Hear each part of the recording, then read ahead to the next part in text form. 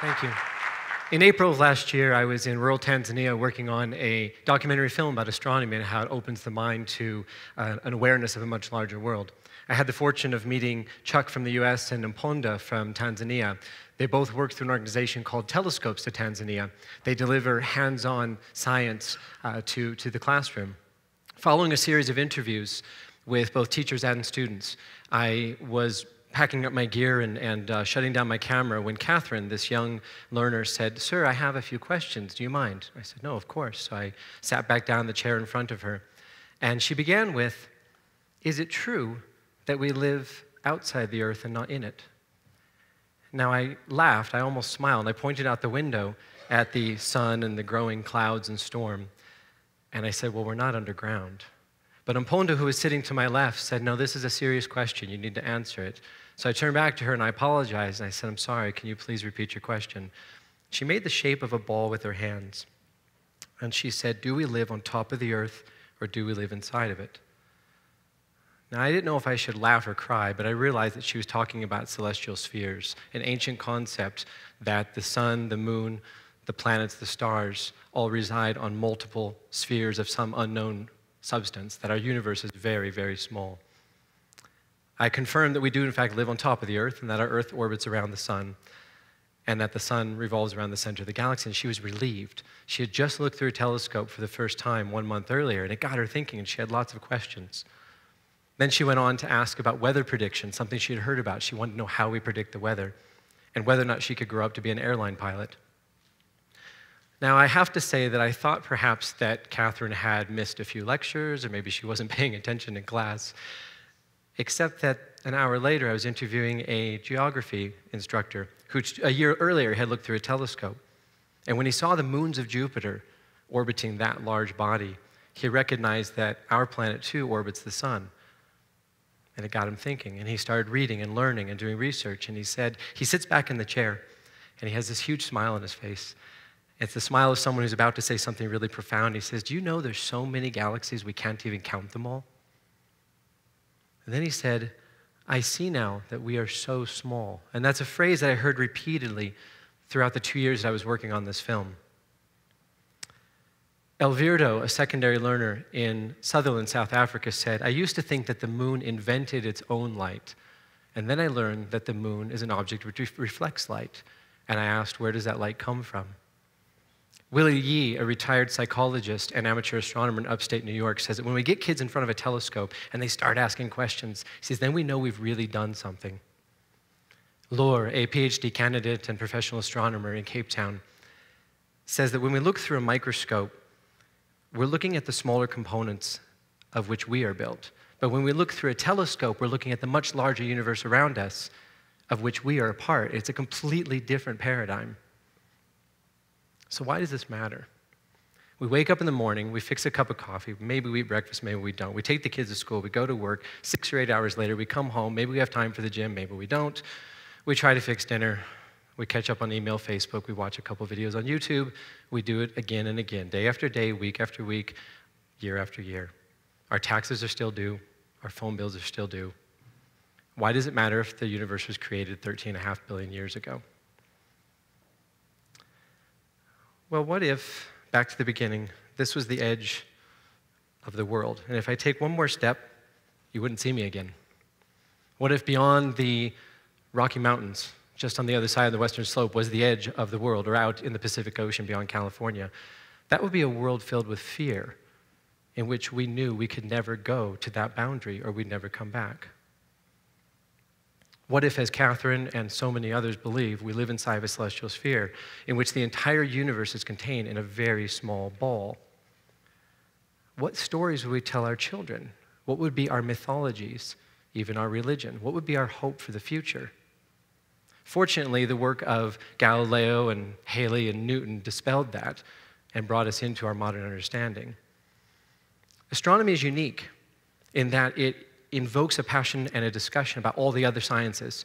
So when we look through a telescope, we immediately engage physics and engineering. Physics for what we're seeing, to explain the distant objects, and engineering to build the instruments that we use. Telescopes are now some of the most advanced technology on the planet doing stuff that Einstein himself said was impossible just 50 years ago, 60 years ago. When we look to our nearest neighbor, Mars, we see polar caps, we see waterways, we see deep canyons that were carved by massive amounts of water flowing. We recognize those patterns as ones we know very well here on Earth, and we're immediately invoking conversations of geology.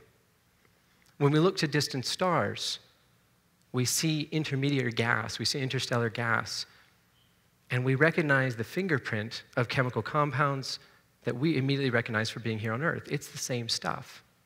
I don't know if you knew this, but 10 years ago, we sent a space probe through the tail of a comet, and we brought back a sample of that dust and that gas.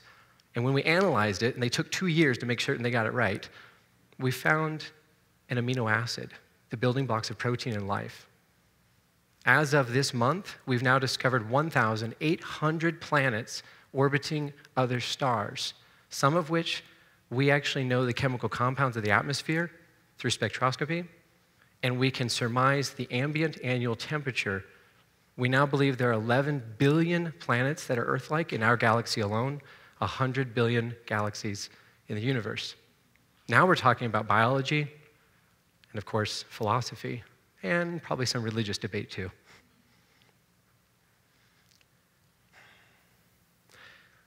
So I'd like to show you part of a film. We are going to talk about the universe. So I want you now to close your eyes and imagine that you are in the night and you are viewing the sky. Close your eyes quickly. Whilst your eyes are closed, I want you to imagine the night.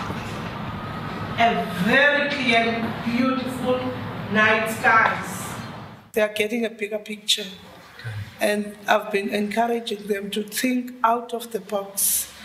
Let that curiosity develop the mind, because that curiosity leads to investigative type of questions that maybe later on make the learner realize a lot.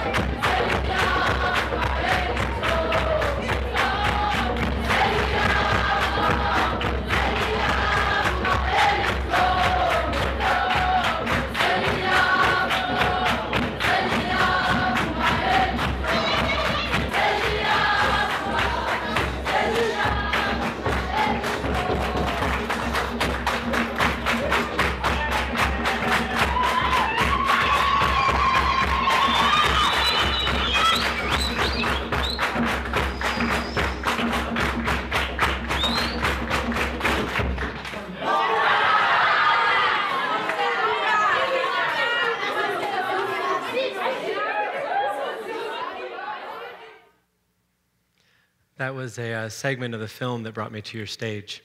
I want to make it clear that what I've described to you as a lack of awareness of our place in the cosmos is not indicative to underprivileged schools in sub-Saharan Africa. It's worldwide. It's with the well-educated as well.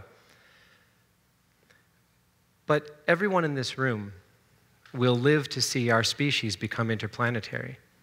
We will be living on the surface of Mars, working, living, even reproducing within 10, 12, some say 20 years. That journey started 400 years ago with the invention of a very simple instrument.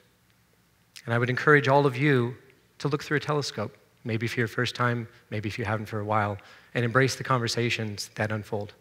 Thank you.